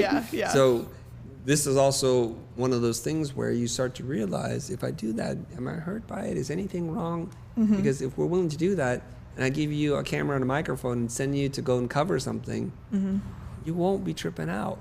It'll be totally okay. And I'm learning. Obviously, I'm a lot older than all of you guys, some of you combined, but I've gone through the arc of, oh man, people are watching. I shouldn't do that. That's weird. What would they think? So like, hey, what's up? Whoa, that's stupid. Oh, is that crazy? And that's how we do it now. I don't care anymore, and I get to be more of who I am. And if anything, it's like, gosh, do you want to really suppress yourself for that long? It's debilitating. It's confining. I don't want that. So that's where I think there's some weirdness in you, and I'm just like, let the weirdness out. That person wants to play. Let him into the light. Yeah? Yeah. Okay. All right. You Thank said you, you that had was more awesome. questions, but was that it? I guess I do have one more. I feel like did you guys have anything else? No. Like, I feel like I'm kind of taking Go up ahead. this time. If you're on a roll, go. Okay. So my other question was about me graduating in December, and that's gonna be the first time where like my life isn't just kind of like planned out. So like, you start kindergarten and it's just like, every year it's like 3rd grade, 4th grade, and then if you decide to go to college, then it's like, okay, 4 more years kind of planned out, right? What do you think is the best mindset going into that period of my life where it's like, I could do anything? After December, it's like, that's the end of kind of my, planned out period of my life. Thank you. Thank you. I just like, I guess I'm curious about like mindset and like how would you like kind of approach and think about like that new opportunity, I guess? Okay, so I'm going to answer that question, but before I do, I want to throw something right back at you. Okay. I think the fact that you think that there was a plan, that you had control, it was all an illusion to begin with. You think about it. Like you wanted to major in this, but you found this, and then you interned here and you didn't do that. 1,000 things have splintered off already. It's an illusion. What you were committed to was a timeline. Okay, timeline. Yeah. Right? Yeah. So if the lack of a timeline gives you some anxiety, just be generous with your timeline and you'll be okay. So a lot of people graduate school and they think, I have to find a job within 1 hour. Some people do think that. Oh, at my school, right? it's like if you don't have like a job a year lined up. Yes, Oh, you're a you're loser. behind. You're behind. Yeah. And so that creates a lot of stress for people, and that's very, very unrealistic. And do you want to get a job a year before you even figure out what the heck you want to do and who you are? So then those people, in my opinion, because of their anxiety and neurosis, are going to go out and get a job that sucks, that's total mismatch for them, for a company that doesn't even really want them because they didn't even know who they were. They accepted them on some weird, vapor. We don't even know. So I say like this, why don't we just relax a little bit and say this. I've committed 21, 22 years of my life to going to school. That chapter is done. The next chapter is about exploration and about self-discovery.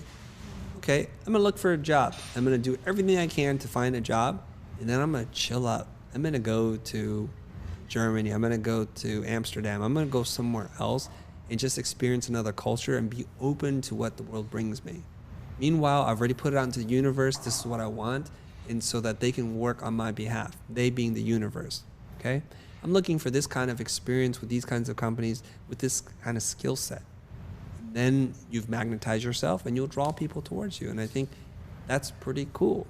And to realize that you didn't finish school, you're just beginning post-school, and that's totally okay. So the opportunity that you should be seeking is the one where you get to learn the most. This is the time when you get to go to school where they pay you. I like that a lot. That's how you have to look at it. So if you get a job op that really doesn't feel like that, you need to listen to that part and say, yeah, the money's here, but what's going to happen to me in 4 years when I feel like I haven't learned anything? Right? Yeah. Yeah, you guys like probably. I want to emphasize the finding your truth part. I mean, it's never too early to start that. And this also ties into the rules.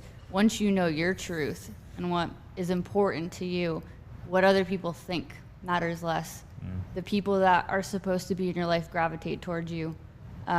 You can only control the small circle around you, but we as humans have this perception that we can control like the weather and everything underneath it. And it gives us anxiety.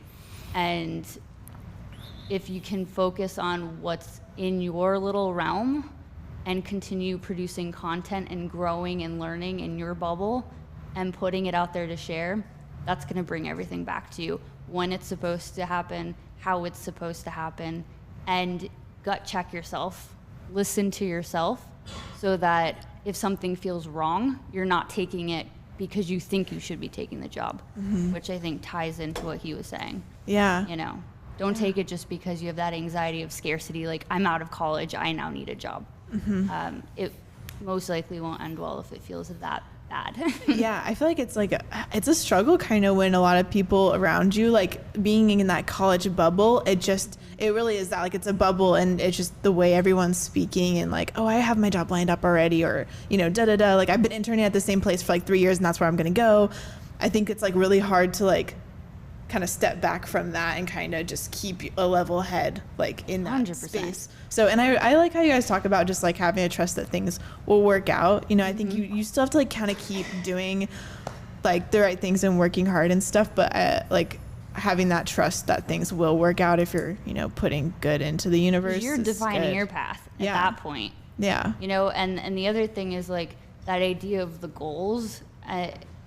You're moving in a general direction. Keep moving in that direction, but just don't put those pinpoints in that if you don't hit them, you're devastated or you feel set back, because you're still going forward. Yeah. Okay. That's another question I wanted to ask again. Like I just had like a couple different ideas and it kind of all goes together. It's like the goal thing. Like I have a really hard time like thinking of like what's like my 5-year goal. So do you think, because my like kind of my strategy right now is just like go for the opportunities and the next steps that like excite me the most, and like Chris kind of talked about like where I can learn and stuff. I don't know exactly like what my like all-time career goal is right now, and so like is that You're still okay? in school. That's okay to like Oh my just God. kinda, I just turned 31 and I'm told that I'm young and I still don't know, and that's because I didn't take the time to learn who I was until a year ago. And that's ahead of other people who waited till they were 80 to do it. Yeah. Like the 5-year plan is that exact idea. Like you don't need that pinpoint there. Like for me personally, I wanted to be on a 30 under 30 list.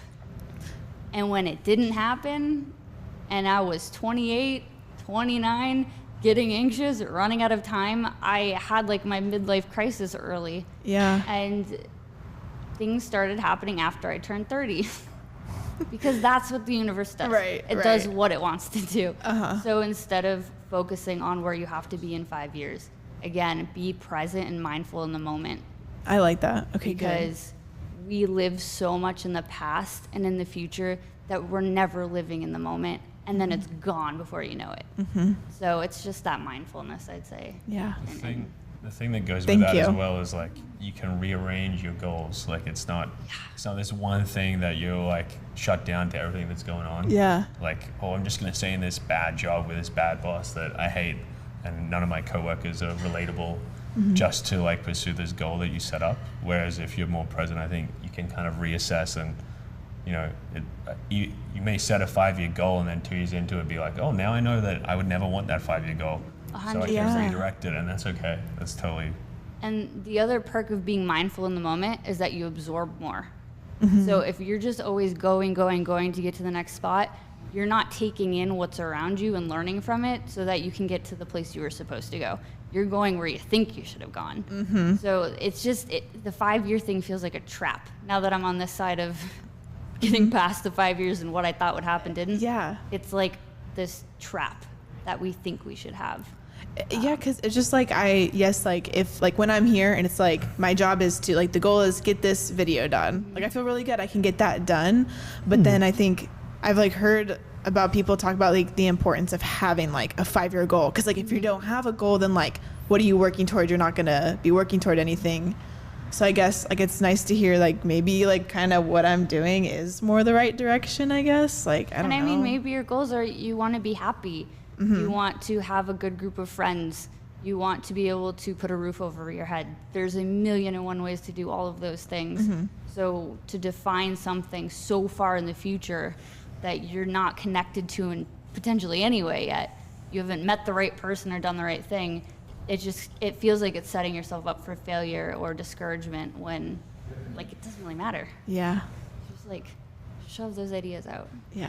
Thank you so much. Oh, this is great. I think sometimes people think the whole job market thing is a game of musical chairs. And they've been sitting on a chair for a year while you're exploring, you're learning, you went to the library. Who cares about that chair, right? And I want to be very careful about how I say this next part because it could be misinterpreted in the wrong way. But like when I was finishing school, I didn't care about what job I got. Like whatever. Everybody's like lining up for the interviews. Like, yeah, I'm going to go work here. And then all of a sudden I graduated. I'm like, oh my God, what do I do now? I got nothing lined up. Zero. So what does anybody do? It's like, where would I like to work? And who do I know there? Oh, yeah, he graduated a year before me. Let me just call him up. Like, hey, somebody have this phone number? And I called and he's like, are you looking? As a matter of fact, we are looking for somebody. Come on in. Interview, done, boom, got the job, right? You'll figure it out. But imagine that person who's been sitting in that chair, like I interned here once, twice, 3 times. So you didn't grow, your perspectives didn't change. You still want the same thing you wanted a year ago. Ben Burns was telling us the story about how one of his earlier clients, and he was designing a logo and had a reflection gradient thing built into his logo. He's like, yeah, that was hot in whatever year. And I was thinking to myself, that was never hot, dude. I don't know what you're talking about. And then he looked at it and he's like, ooh, he's a little cringy. That's how life is supposed to be. You're supposed to make a series of stupid mistakes, decisions that you look back like, what was I thinking? Why did I dye my hair green? Why did I get that stupid tattoo? That's just a sign of maturity and growth, and that's a good thing. We got to flip our thinking around these things, right? Yeah. Yeah, I don't want to be that consistent. Like if I used to love turquoise and purple. It was like, oh my God, like everything was turquoise and purple. It's like, thank God my palette expanded to black and white. I'm just kidding. Designer joke, whatever. Okay. It's kind of like a relationship too, right? Like you're dating different people to learn honestly more of what you don't want in a partner than what you do want. So by the time you get older, you're kind of shifting and figuring out what's important to you. And you're testing and seeing like, oh, I thought that was important, but maybe it's not. And it's the same thing, I think, with what you do with your life for your career. Yeah. Mm-hmm. Okay, who's got the next question? Who's got the next question? I'm just answering some comments. And the Chill Boys are not with us right now, but the Chill Boys are all watching at the same time. Like the whole point was the Chill Boys are supposed to be working on something. They're working on important things, but now they're just working on wanting to be on the show. Yeah, I feel like that was my stuff really for this. So those are great. Thank you. Yeah. Thank you guys for answering them. That was awesome. Pleasure. So why don't we get real selfish for a second? Let's get real selfish and realize that maybe the opportunity for me to sit down with you kind of unfiltered like this is rare. So what can I do in the next few minutes to help you? Tell me what you want and I'll do my best to help you. Because what I discovered with Jayden is he doesn't do a lot. He goes home on the weekend and he studies. He's breaking videos down. He's trying to get better. I'll help you. So he told me in the car ride today, I want to learn how to run core or facilitate because I think this would be great for me to learn. I'm like, fantastic news. I will teach you because we're going to do a bunch of like beta workshops here and just be a part of all of them. And you'll get more training than most people will ever get from me. And you'll be a part of the development of the evolution of what that is for us, okay? Yeah. So he's like, oh, so that's the thing about knowing what you want. You put it out into the universe. He doesn't tell me, I don't know, I don't offer it, we don't know. Or the timetable is longer, right? It's like I start the workshops the minute after the internship is over. That doesn't help him. So what do you want, dude? Yeah, when I came here, I really wanted to get my head around what it means to be a creative director in a commercial studio, because I kind of see that being a direction that I'd love to go in. I love working with people. I love being on set. I really like hiring people, I realize as well. Whenever I get a chance to hire people and respect their skills, that's super rewarding. So to an extent, understanding that client relationship would be way better. And there's a part of me as well that's very interested in how you guys have managed to build this platform and what your social presence has done for you and how you cultivate that. Like I see Matthew being almost like a CIA intelligence agent. Like the way he digs into the analytics and stuff like that is amazing. It's so fun to watch. Yeah. Yes. When you have data to start looking at, Oh yeah. it can be like crack cocaine. I imagine. People have told me, you know. So it's like, because design creativity is a little mysterious. When you get into marketing and analytics and you have data, your hypothesis can be debunked or reinforced and validated. So those are all really wonderful things. But I do want to caution everybody about this. I'm going to say this. Okay? Data is an eye of the beholder. Depending on how you read the data, it tells a different story. It's like the tea leaves, right? It's fortune tellers. It is very different because maybe we should understand this. When you look at data from a human being, we can only process so much. That means that you're not really looking at it that carefully. You're already looking for an answer to a thing that you assume to be true. The kind of data we're talking about is like crunched by Big Blue, where it's like people buy cheeseburgers on Tuesday more at 2 o'clock or something like that. That's like kind of data that human beings can't figure out because it's combing through so much and it's backed by science. There's no agenda. You ask it a question, it gives you the answer. That's what it is. So just be mindful of that. But it can be really amazing to do creative work using intuition and data. That's the sexy part, okay? So let's talk about Matthew for a second. Matthew, unsurprisingly, has been able to grow his little YouTube channel from 5,000 to 50-some thousand. And only 43 5 videos. or more. Yeah. Yeah, in months. Well, And so 5 that's videos. 5 videos. yeah, my son has watched that video for like 5 times. Like, you stupid? Watch my video 5 times. You know. So his whole desktop setup tour, DIY thing has over 2.5 million views. So wow is right? So get this now, Matthew. To the rest of the world, it's just Matthew, not Matthew of the future, right? Because he has his own channel, and manufacturers, sponsors are just coming out of the woodwork calling him, will you do this, will you do this? And he's a very savvy guy when it comes to looking at this. He's like, junk product. No, why should I promote this? This is not into this, right? So I go into his new office, which he's doing the follow-up to his desktop setup tour, if there's such a thing, in his new office. And he's got this beautiful hydraulic electrical sit-stand desk made from steel and walnut. I'm looking at that like, hey, where'd you get this? How much did this cost? He's like, oh, they sent it to me. Like, dang, son, holy cow. And he goes, wait, everybody that buys one, I get 20%. Oh my gosh. Jeez, what am I doing wasting my life teaching people for? Where's Matt, dude? No, he's in the other room. It's like, I should be doing DIY something. I was like, what kind of skills do I have? I got enough skills. Okay, I'll go back to teaching. I mean, that's a joke, right? But that's how smart he's gotten into this thing. And then I think, well, that could be you. That could be you. That could be you. That could be literally everybody in this office. Because he had one DSLR camera that he owns, and he set it up and he did it. And that one video paid for everything he put into it and more, and continues to pay him all the time. Yeah. The only problem is now he has this monster hit, and the sequel is it's tricky, as they say, right? You had The Matrix, then you do Matrix Reloaded, and like, oh no, what happened? Right? What happened? Yeah. And that's all because, like, I mean, I think a lot of it is because, like, he knows how to play the game. Like, one night we watched him, like, do, like, a post for, like, until, like, 8:30 or something. We were all sitting there just, like, watching him, how he figures out, like, what to name stuff, how to tag things and all that I didn't even know, like, went into YouTube and stuff. It's crazy. I love learning about, like, the business kind of part of it, like, the business and the data part of it. Because you only see the entertainment side of it when you're the viewer, right?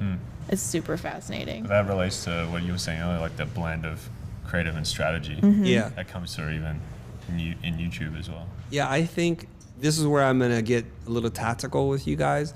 we use TubeBuddy and we use vidIQ to help us understand what people are looking for and what search strings are considered strong. However, that's data. That still doesn't stir the soul and get people to tune in. Just because you use those words, that's not poetry. So for me, here's what I do, and I'm using probably more old school thinking than new school, but I would dare to say I'm as good as anybody here at coming up with titles and how to describe them. Because I sit there and I watch the video and I think, what question does this video answer that people want to know? And I sit there and I think about it and I write until it becomes like sensational, like it's a headline. Like, tell me why I should care. If you say designer redraws logo, why would anybody care about that, right? But if you write, and if it were true, 18-year-old designs better logo than Michael Bay Pentagram, then you're like, what? Now I want to know why or how. That's what you have to think about. And the data will not tell you that. It'll tell you to put these words together, but that's nothing. And it doesn't work like that. You have to tap in a little bit into the human instinct, like, what do we crave? Now, if you happen to be a student of the game and you notice, like, any article you click on today, from CNN to Huffington Post, whatever you get your news from, right? You look at it, and the bottom are all these sponsored posts. And they're written in the most clickbaity, like, you can't look away fashion. And if you study that, and like, that is what is motivating me right now. You won't believe what these child stars look like today. Like, I won't. Let me see. You know, I'm like, what? Oh, man, 35 clicks in. I'm like, dang it. That's not what I want. But you got me. And so here's the weird thing about those stupid things, too. It's like, you're on slide 35 of 42. I'm like, all right, you got me for 7 more clicks. Even though, like, you know what I mean? The momentum takes you to the end. And if you watch people who produce videos on YouTube and the ones that get a lot of heat, study those things. There's a lot of information there. Jim Rohn. Sorry, we can't do 1 after hours without dropping a Jim Rohn quote. Success leaves clues. But people are just not willing to look down. They're just like eye in the cloud in the sky. You know how many people tweet at me or message me like, if only Chris would put together a list of books to help me be better at design. I'm like, what the? Oh, yeah. Dude. It is so easy to Google. New. Yes, it's really impossible. And I said, why don't you search for it? Can you provide me the link? And now I just say no. Literally, No, really? I've tried all different weird combinations of words to see if it's still discoverable. And even if you misspell my name, it'll come up. It's that easy to find. Yeah. Literally, it took you more to type in what you thought you wanted than just to try with Google. So I think, what is that? Sara, what is that? Is that people are lazy or dumb? What is it? No, I don't know. And I totally know what you're talking about. Like, I'm not sure. I really don't. I asked some because people. I don't do that. Like, I like would not reach out before like doing my own research. I Or really reading don't. the comments to see if Reading the somebody comments or said like it. doing my own stuff. Like, I would do all that before I ever contact anyone personally. Or just turn on the notes because it's all there. Yeah. It literally is on every post. Here's the book Seriously. list. Just go there and start there and like, oh, it's here. They just I won't do don't that. know. So I've asked people like, What is that? why do you do that? Here's what they say. I want to go to a trusted source for the answer versus the internet. But when the trusted source has done his or her best to put it on the internet so it's super easy to find, it's really frustrating. So that's what they want. They don't want to look at best beauty secrets. They don't even want to do that. They want to go to who they trust and say, what products do you recommend? And just go off that. So this is telling you a lot about human behavior. So we would be dumb to sit around and say, let's make fun of them all day. But to understand that's how human behavior works, the power of advocacy and influence is really strong. So realize when you have it, what you do with it, and what you're looking for as well. Because you could sit there and type in business books on Amazon, but 1,000 things will come up. And we generally distrust technology and portals who are self-interested in selling you more of those things. So when I say, hey, buy this book, people are, oh, why mind opening? I'm like, it's a bestseller, dude. I'm not telling you about some secret thing I pulled out of the book universe. I'm like, nobody has seen this freaking book. This is a rare out-of-print book from Thailand. It's been translated in English for the first time by 2 monks. No, I'm not bringing you that kind of news flash, right? I'm really not. I don't think. But that's how the world works. Jayden, your mouth is twitching. You want to say something? I wanted to say about the fact that people asking you what kind of book they should read, but I think that everybody is different, and then each person have different goal. So the fact that they asking you what type of book should they read is something that is telling me that they don't know what their goal is, so that they don't know exactly where to look and what type of book should they read right now. Yeah, and I also heard one conversation of Jim Rohn or something, and he said that show me the book that you read in the last 90 days, and I show you the future. So actually, the future is what you decided to be. So if you know that who you want to be in the future, then you're gonna go out, and then you go to the bookstore, and then you find the right book that you want to learn or you want to read. You don't need any other opinion or any other advice or something. Yeah, that's what I think about that. So I know what my next book is going to be. It's hair grooming tips for tall men. You're saying that's my future? Okay. You know, that's excellent.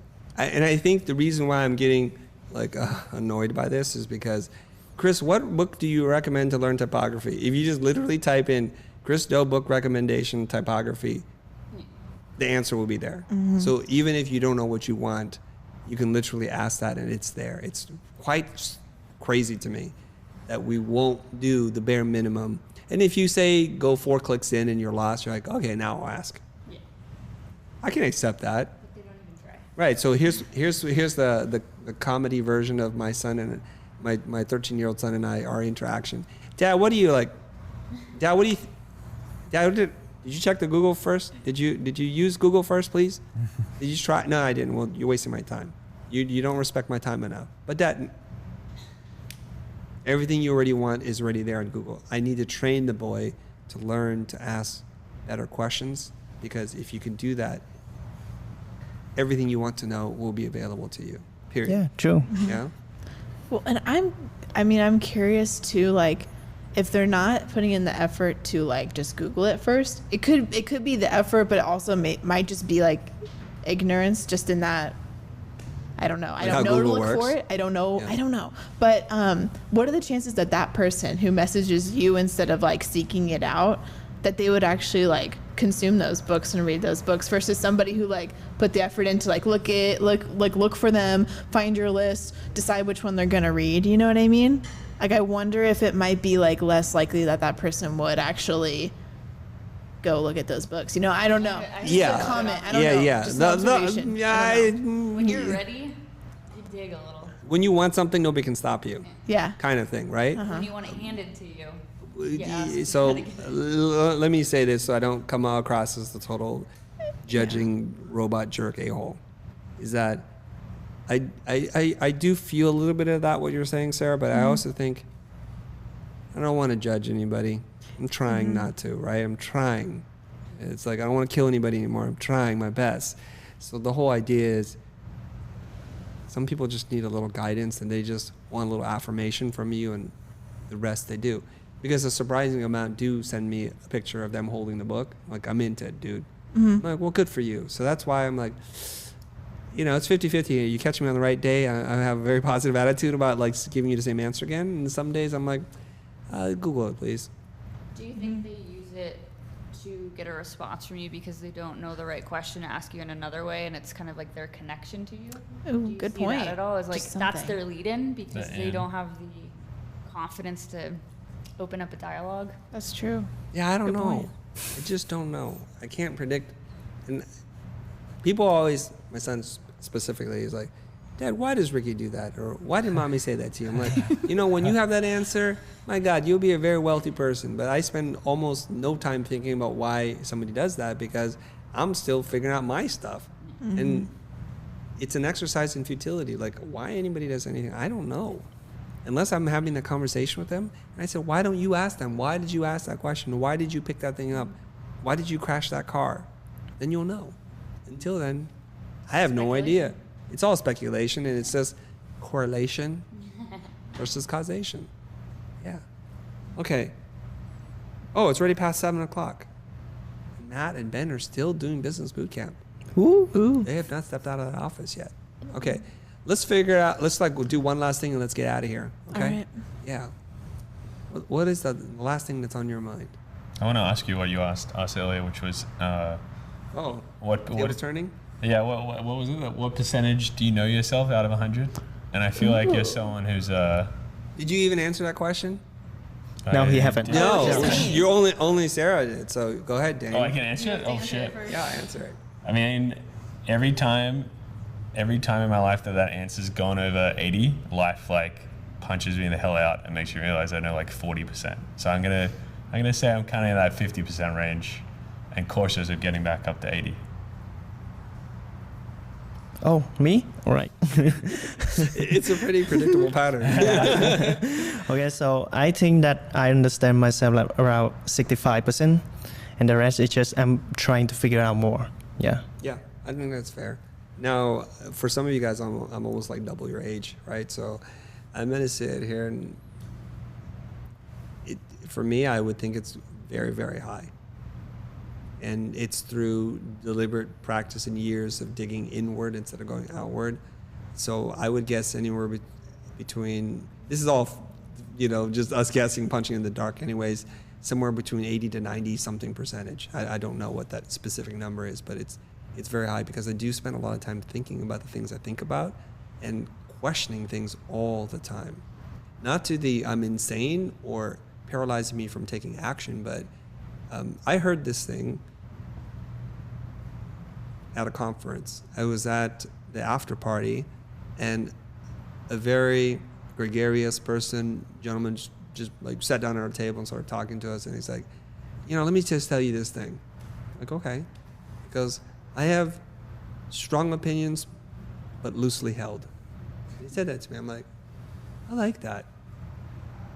But then he said a couple more things, and ultimately he left. And I was like, the way he said that was like, I thought he authored this thing. He did not. So later on, I'm like, okay, what does that really mean to have strong opinions held loosely or loosely held? It means that he's got a point of view, but he's open to a new point of view. And I like that a lot. So I start Googling strong opinion, and then all of a sudden the internet, because I was trying to figure out the source of this thing. I like to do that from time to time. And it turns out the original phrase that's credited was a business concept, and it was strong opinions weakly held. Strong, weak, right? Strong opinions weakly held. And I was like, I don't like the word weak. That puts a very negative, loosely sounds better to me, and that's why that flows better. So that's the idea. And so I think I know what it is that I know, but I'm really open to new things. This is the kind of elasticity of the mind. It's very pliable if you keep it that way. So they usually say, like, old people can't teach an old dog new tricks. They're set in their ways. I never want to be that kind of old person. Old from a chronological age, but not in the mind. So when somebody brings a new idea to me, a business coach, this is going to kind of wrap up the whole show here, right? I want to be open, to be manipulated, so I can be adjusted, so I can improve. So this is where the really cool part comes in. I don't put people into categories to say, only if you've achieved, only if you've done X, Y, and Z are you worth listening to. If my son says something that's going to shock me in terms of a new concept, I have to get over the fact that my son knows more than me in this area. I have to get over my own ego and like dismissive nature. I have to fight all those things that are natural to us as human beings. And I may not admit it in the second, in the moment, but after a while I'm like, that's a superior idea. I'm ready to let go of the old thought and the old belief. Now I'm done. And then I would encourage all of you to adopt that mentality, to have a point of view in the world. Because first of all, nothing is worse than talking to somebody who has no point of view on anything. Where'd you like to eat? Where would you like to eat? You know, what do you like? I don't know. What do you wanna like? do? Yeah, it's just like circle, circle, circle. It's just, you're nothing. You're a vessel of blood and oxygen and water. Really, that's all you are at this point. So have strong opinions, but don't be so in love with your own opinions that when new, superior, better, more logical, rational thought comes, you can't let your old one go and take in the new. Okay, it's been fantastic chatting with the 3 new interns. I believe you guys are also going to make a little video so that the rest of the internet can see who you are, learn a little bit about that, because I think that's important for you guys, not only to be here, but to get some face time.